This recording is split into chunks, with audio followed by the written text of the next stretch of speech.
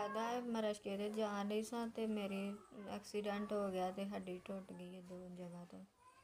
ਦੀ ਹੱਡੀ ਟੁੱਟੀ ਟੁੱਟਾ ਹੈ ਅਤੇ ਬੜਾ ਖਰਚਾ ਹੋਣ ਡਿਆ, ਟਾਂਕੇ ਵੀ ਲੱਗੇ ਨੇ।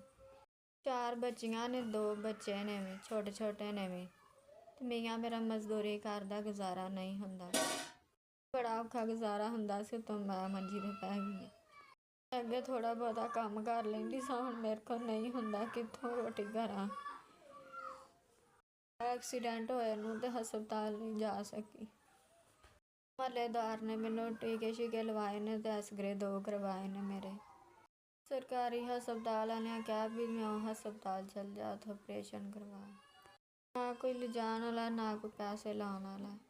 ਮੇਰੇ ਪੁੱਤਰ ਛੋਟੇ ਨੇ, ਭੈਣ ਭਰਾ ਕਿਸੇ ਕੰਮ ਦੇ ਨਹੀਂ।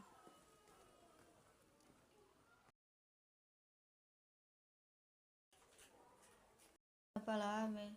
ਦਵਾਈਆਂ ਵਾਸਤੇ 5000 ਰੁਪਈਆ ਤੁਹਾਡਾ ਮਿਲਿਆ ਹੈ। ਅੱਲਾ ਤੁਹਾਨੂੰ ਤੰਦਰੁਸਤੀ ਦੇਵੇ, ਅੱਲਾ ਤੁਹਾਨੂੰ ਬਹੁਤਾ ਦੇਵੇ।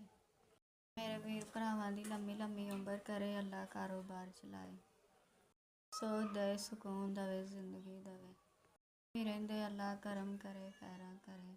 ਸਾਡਾ 5000 ਰੁਪਈਆ ਕੰਮ, ਮੈਨੂੰ ਪੈਸਿਆਂ ਦੀ ਬੜੀ ਕਮੀ ਸੀ ਅਤੇ ਹੁਣ ਮੇਰਾ ਖਰਚਾ